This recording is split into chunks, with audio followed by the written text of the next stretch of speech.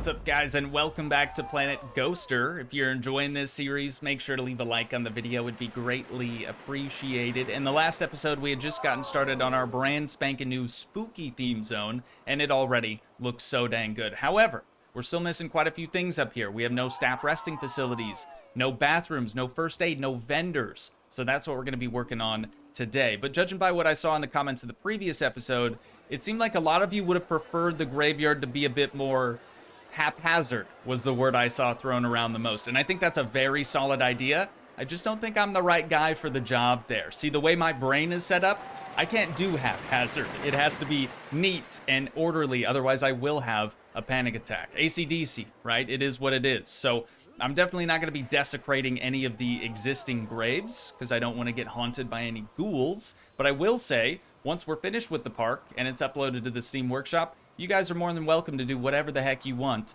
to Toogii Land. So to get us started here, I think we're actually going to add 2 additional rides, because the queues for these 2 are absolutely jam-packed. More so than Quick Draw, I'm sure.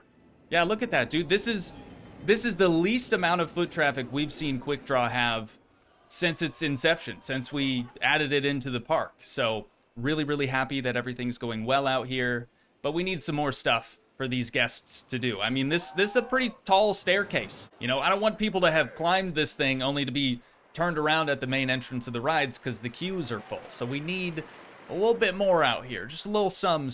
And there are 2 rides off the top of my head that I know are spooky themed. We have Magic Twirl right here, featuring a very prominent discount Ursula. So we'll just slap that down right yonder for the time being. We'll definitely have to move it around quite a bit. And then there was one more, I think it was Psychola.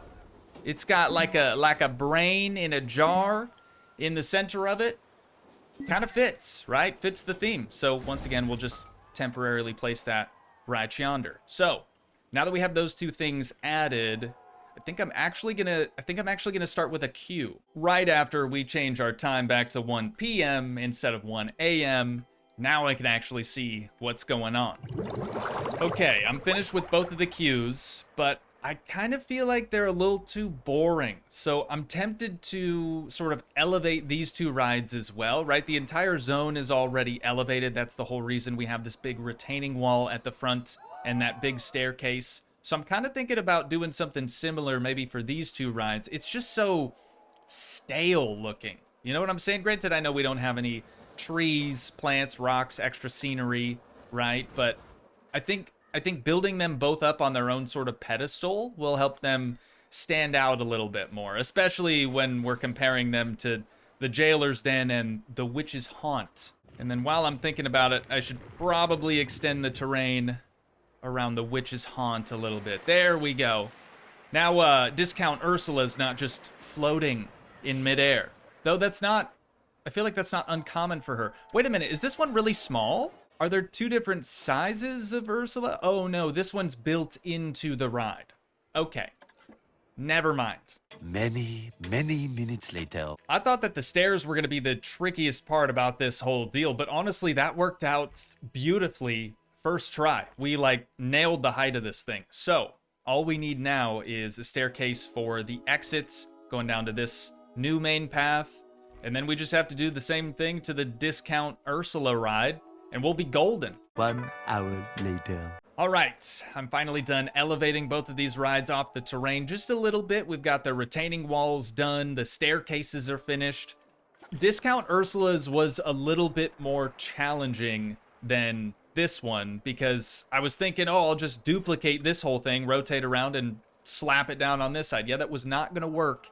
Unfortunately, we don't have a mirror tool, but I think we're going to get one in Planet Coaster 2, so I'm really looking forward to that. That would have made this quite a bit simpler. So basically, I had to rebuild the entire thing again from scratch, but they are almost mirror images of each other. Wait, the Jailer's Den has just broken down? Okay, that is the first time that either one of these track rides have broken down on us. Bit unfortunate, but we've got $39,000 in the back pocket, dude. We are crushing it right now. So now that both of these rides are elevated slightly, let's see what they need now. 26% queue scenery rating. Those are rookie numbers. 28%. We gotta bump those numbers up for sure. So I'm thinking I'll add a little bit of scenery around the top side here. And this is not grass. These are those modular planter box things with no edge on them. Looks like grass though. Very convincing. I wasn't gonna do the whole terrain thing again, especially because we have the queue and all the other paths around here to worry about. It just wasn't gonna happen. So I will add some decor to these things, but for right now, let's see if we could change anything with the operations. Not with this one, we can't. I mean, we can add another main sequence. I guess that'll work. We've got full load, 120, and no priority pass on these. Just the queue was already long enough, I felt. Discount Ursula is already up to 4 main sequences, so I don't think we really need to add another to it. Let's go 4 main sequences on Psychola. We'll test that guy out. This one, since its default is 4 sequences, we can just open it straight up, straight away. 244 for a prestige? That is so weak. Okay, we might have to mess around with the sequence then slightly, but I'm not sure that we're going to be able to get a better prestige than 244, unless, of course, we add the queue scenery. So at 244, if we take that divided by 35, that's going to be a ticket price initially of $6.97. Once the test finishes on this one, we'll see how much we can charge for it. The ride duration on this is just insane. That is a very, very long ride, but 441 now. I honestly don't remember what it was before. That's my bad, but we can charge $12.60 for it. And we will get Psychola opened up as well. Okay, some guests, not very many, but some guests are starting to make their way out here. Why did you turn around? Oh, you're stingy. Prices for Magic Twirl are way too high. Well, I'm not going to take your word for it because these people are trying to make every penny count. What even are these? They're like pigs, but they're also bats without wings? Interesting. Very interesting. I didn't realize that the thing smoked either. That's kind of cool. Now then, I've had a little bit of time to think about these facilities, and I've decided that whatever building we end up putting them in should probably be quite a bit shorter than the 2 buildings for our track rides, right? I really want those to be sort of the main focal point of this zone. So we might end up making them look like crypts. We might end up making them look kind of like these buildings. I don't really know how I want to decorate them, but I think we should just start by placing some of these facilities down. So this was just kind of a temporary placeholder, and so was this guy. One of you had a fantastic idea, and I think I'm going to go ahead and try to tackle that real quick. Like, one of you suggested, and I apologize, I don't remember who it was specifically, putting an ATM inside of a coffin. So I'm going to grab one of these vampire coffins. It might be a little small. We'll try it.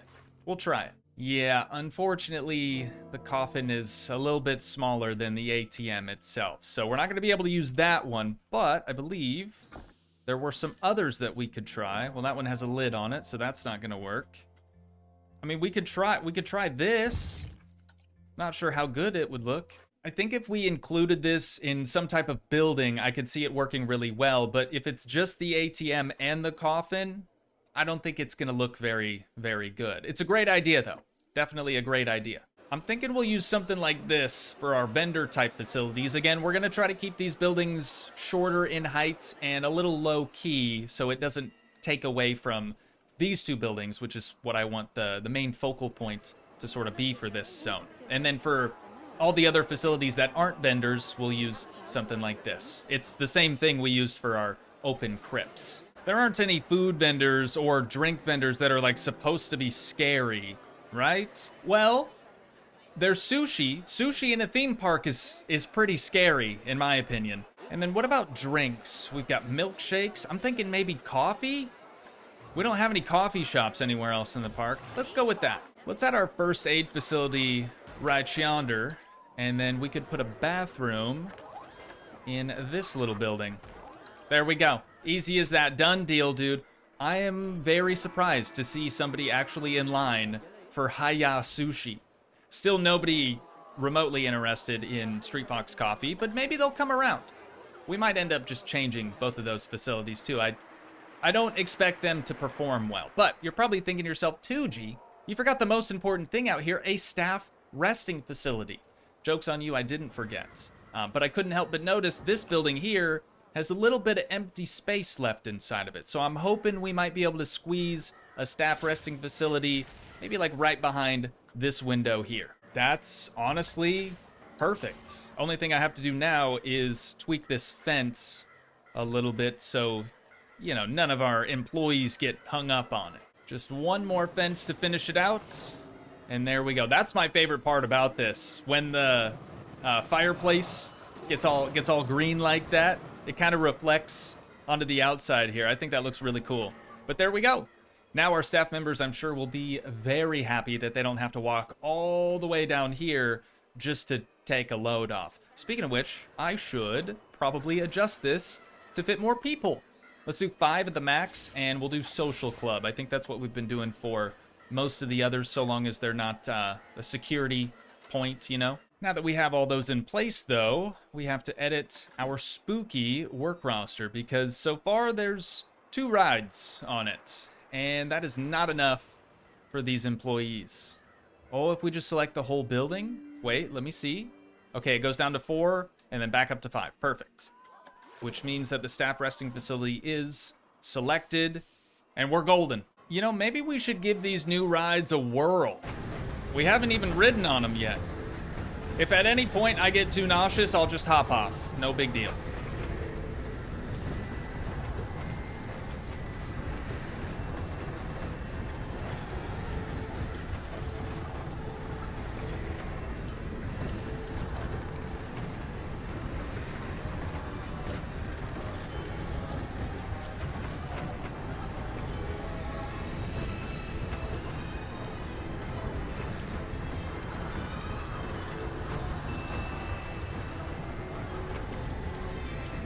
I mean, it's fine.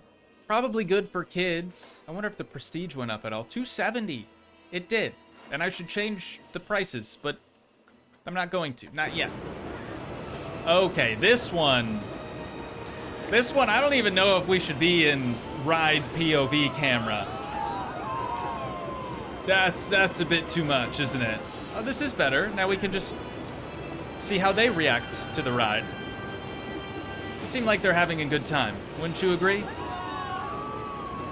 Anyways, I know a lot of you aren't going to be super stoked about this news, but that is unfortunately all I have time for today. So having said that, once again, if you guys did enjoy, please leave a like, leave a comment, help support the dream by smashing that subscribe button, and I will see you in the next one. Thanks so much for watching, guys. Peace.